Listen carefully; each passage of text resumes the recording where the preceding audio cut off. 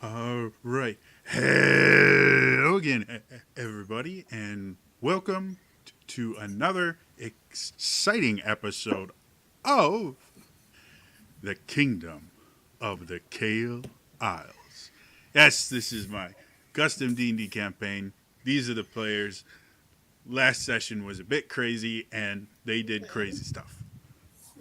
So, to bring everyone back up to speed, uh, they overthrew a government. They went to another plane of existence. They fought a chosen type thingy. They came back, and now there's a bunch of dragons. And Fade decided to invoke the name of his god, which has massive ramifications when you do that. And even more massive than he knows, because things are not working the way they're supposed to right now in the world. I think last time I knocked us all out. You were awake. Everyone else was unconscious. I was like, and then I was told not to do it again, so I did it again. So yeah, let's return to the Kael Isles. I'm gonna see if I have this. There we go. Get some mood music. Oh God. All right, so you guys are still a little bit disoriented from traversing the portal, and as you look around, you see a large blue dragon coming through and breathing bolts of lightning in the ground. You see a green dragon come through with these bouts of poison just dripping from its mouth, and very quickly turn the sound down on it just a little bit. And as you guys are sitting there, this warrior in green armor flies from the sky somewhere, throws a spear at Fade that just barely misses him, and then the spear reappears in his hand as he looks towards Fade and goes, "Whom do you serve?" Fade, seeing that he's in a pretty bad situation, decides to Answer. Yeah, he does. And he invokes the true name of of his goddess. Now, you three have never heard that name before, for good reason. That the true names of the gods are not known to the public, because the very words themselves can actually rewrite reality. They are, by definition, words of power. And Fade was informed of this when he was chosen, and he was given this knowledge as a sign of trust from his goddess, and as a tool he can use to invoke her will when it is appropriate. Okay. So, Fade, as you sit here and you start speaking her name, I'm going to have you go ahead and actually speak the name, which you should have written down somewhere, and if you don't, I'll find it. No, I have two. Oh, Umbriel. So you guys hear him say that, and all of you are taken aback when he speaks these words, because you've heard Fade incant rituals and spells, and Willow and Kata, you guys cast magic and have done this before, and so you know what it's like to incant words of power. You know, they don't quite roll off the tongue the same as regular speech, and there's a weight to them. This is so far beyond different. I mean, it's like you've been listening to people just kind of naturally talking, and suddenly an operatic soprano comes in and sings an aria. Like, it's such a massive change from what you're used to hearing. And as soon as he says that, you all feel your stomachs drop. Oh, that's not a good feeling. You get this overwhelming feeling like you've just been hit by a shock wave. And you lose lose your breath for a second, and your skin grows cold for a second, and you feel like you're just kind of floating, like the entire world has stopped. Fade, you feel something entirely different. You've done this once before. The last time you did this, you were taken to a place that has become sacred to you. It's a meeting place, not on any of the planes of existence. It's a personal place for you to converse with the Dark Lady. And the last time you were there was the last time you were on the Prime Material Plane. You haven't been able to converse with her since then. So when you spoke it, you assumed you were going to feel something very similar. That's not what happened. As you speak the words, you suddenly feel like your skin is on fire. You look around, and the world seems so bright you can't keep your eyes open. But at the same time, you also you also can see everything. The smallest detail you can see as clearly as if it were right in front of you. You can see through walls and the mountains around you. You can see the inner workings of the dragons in the air. And you can see the inner workings of your friends next to you. And as you're sitting there, you can feel this just an enormous font of power flowing into you. And it's so much that you can feel your skin starting to burst with all of the energy that's collecting in you. And you get to the point where you can't really handle the overwhelming power. And right as you feel like you're about to explode, suddenly you feel this ripping sensation as you feel all of this energy and authority that was just thrust into you being ripped away from you. And you fall to the ground, breathless and weakened. For the rest of you, when this happens, you watch Fade lift up in the air. He glowed this bright indigo glow. There was light shooting out of every open part of skin. His skin turned to pure light, and then suddenly you just watched his body fall and hit the ground in a crumpled mess, while the silhouette of light was still there. And as you guys are kind of watching, you have a moment where you feel like you're in control of yourself again. Does anyone want to do anything? You have one quick action you can take. Willow immediately yeah. rushes over to Fade's body. Yeah, I will too. All right, so Cotton and Yeah. Willow rush over there. Ava? And I'm gonna don't know if it'll do anything, but cast Cure Wounds out of the Iron Stone. See if it does anything. So as you're going over there, Avok, do you have anything you're doing, or are you just watching? Ava's fact at he's keeping an eye on the dragons, essentially. Okay. So you're still in fighting stance. There's this glowing body next to you. Fade, as you hit the ground, it seems almost instantaneous. Kata and Willow appear beside you.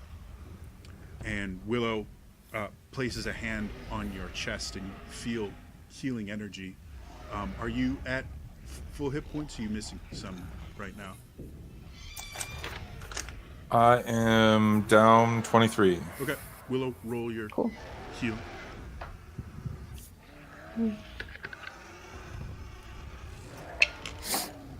That is 12 points healing. Right, so you get 12 hit points. So you feel a little bit better, but you still feel just spent as you're lying on the ground trying to figure out what in the world just happened. Fade, Are what you did okay? you do? As you guys are saying this, you see the figure of light start to kind of coalesce, and the light gets more solid, like it's crystallizing almost, and it starts to shrink, and you notice it's no longer like Fade has a very masculine, muscular shape, and you notice that it's no longer in that very masculine shape. It's getting smaller, it's becoming more lithe and petite, and suddenly, as it finally finishes crystallizing, a woman is floating in the air, falls to the ground. Her skin is a deep blue, and her hair has a lighter blue tone to it, and her eyes are this deep kind of sapphire color. And as she collapses to the ground, she looks around. She looks confused and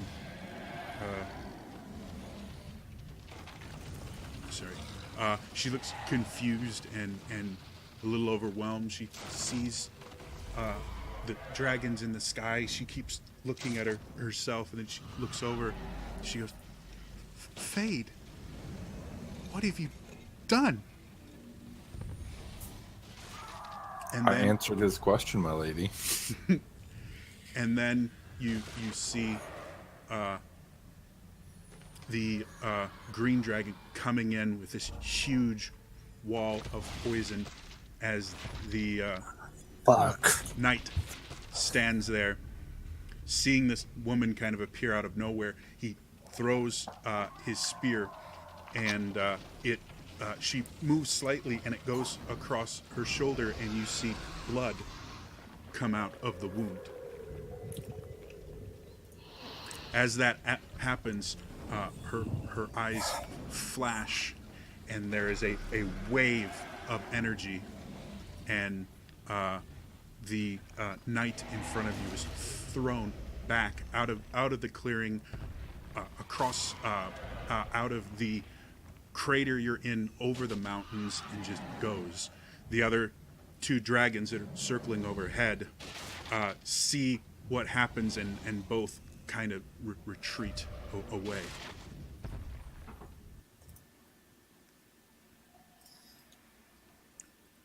What would you guys like to do? I fall prostrate. Okay. Face in the ground.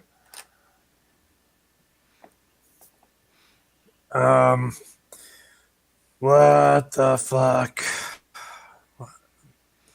As you the do common that, phrase. Fade, you hear a light thud, and as you look up, the woman that just appeared before you is now on the ground, unconscious. You gotta be kidding me.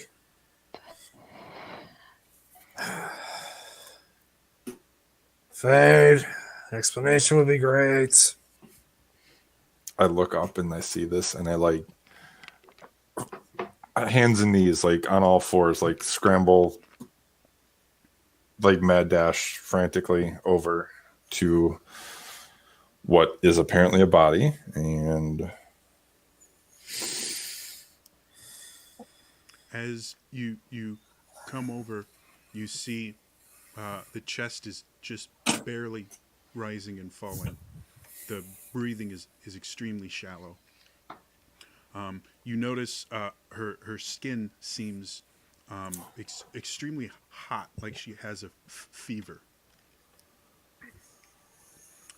But otherwise, she seems to at least be alive, but definitely unconscious. I have to read the wording of this spell, but I'm going to do a thing. Okay. Oh,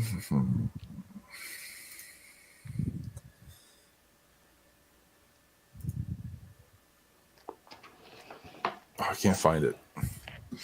I'm going to do a thing that hurts me and heals her Okay. when I find it. As you attempt to cast the spell,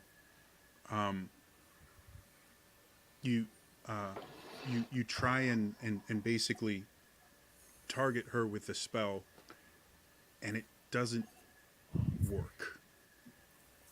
As you sit there trying to target her with this spell, it's almost like you're targeting nothing, because you've in your youth you've practiced spells and tried to use healing spells on inanimate objects, and it just doesn't work.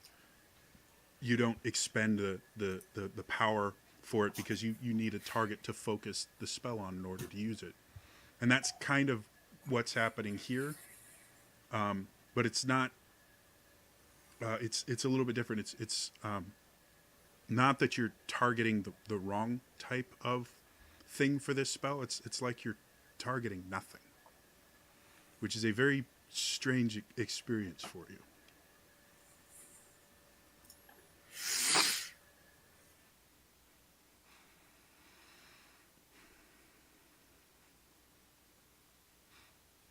So, what do you guys want to do?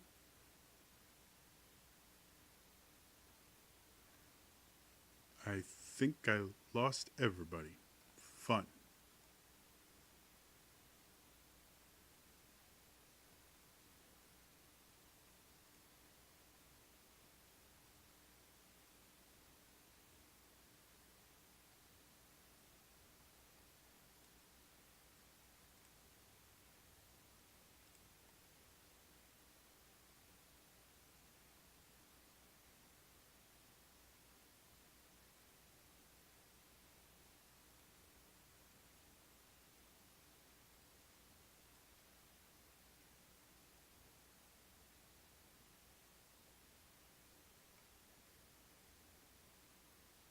He said my... First Hi. thought. Okay, there he is. Oh, Sorry, for some odd reason, everything died. So I'm going to present the question to you, Jody. Sure. Based on that description, I guess I am unclear. Did it seem as though the power was there that I could cast the spell or do what I was going to do? It just, there's nowhere for it to go? Yeah, That's what you're saying? The spell would have worked had you cast it on something. A thing that You could just have done. get this Okay. feeling that you're casting it at open space. Okay. So you didn't expend a spell slot or anything. The power's still there. You don't think the spell failed. It just, for whatever reason, you couldn't use it on this creature. Almost as if she is somehow not connected to the weave. Can I try to like empower this gauntlet and like touch her with it?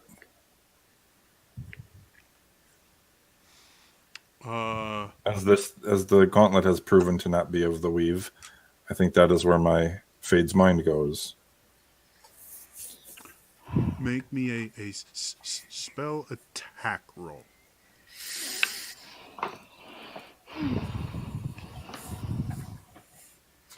All right, big money. Come on, 22.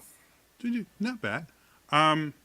So as you sit there and you focus a spell into your gauntlet, and try to invoke the spell from your gauntlet into her. As you place your gauntleted hand on her shoulder, you feel the power of the spell and the rune itself immediately just get drawn from your gauntlet through your hand into her without you casting or activating the rune. It just instantly drains everything out of it.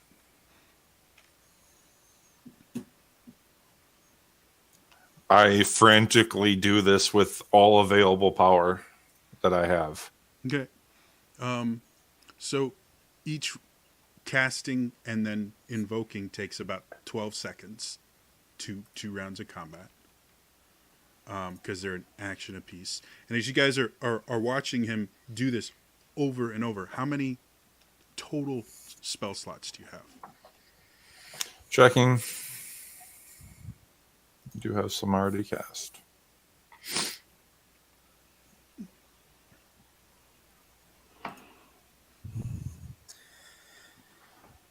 One, 2, 3, 4, 5, 6, 7, 8, 9, 10, 11, 12, 13, 14. 14 spell slots available. Okay. That So might be wrong. That seems high. It does seem high. you should have up to what level? 1, 2, 3, 6? 6, 7, 8, 9, 10, 11, 12, 13. Okay. Yeah. 13.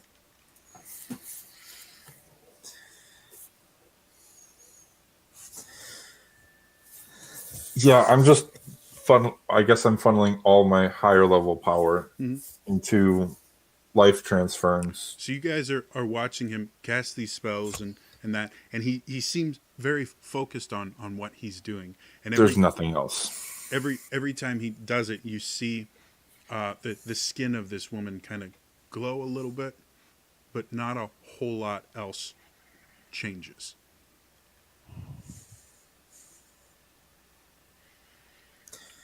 Fade, as you go through the entirety of your spell power, she's still there. Her skin is slightly cooler than it was before, but still above a normal body temperature a little bit. And Is that wound still bleeding? Or is there still blood on that wound? As you have to kind of turn her because she kind of fell onto that shoulder. So you turn her around, you look, and you see that the wound is still there.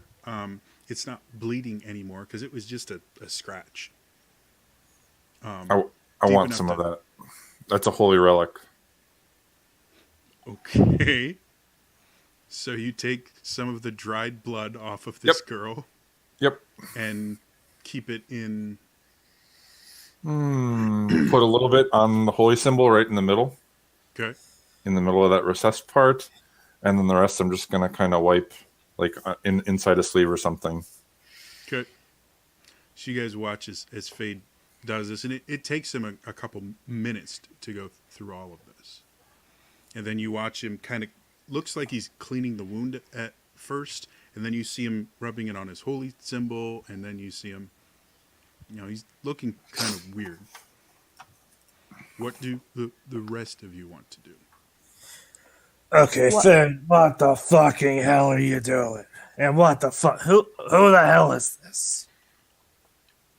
While he's doing that, because it's going to take a few minutes, and I don't know what to do with what Fate is doing, I'm casting Mordenkainen's private sanctum around us. A little area just to keep us kind of, because there's dragons everywhere and we need to stay here now, apparently. That's going to give us a little more privacy.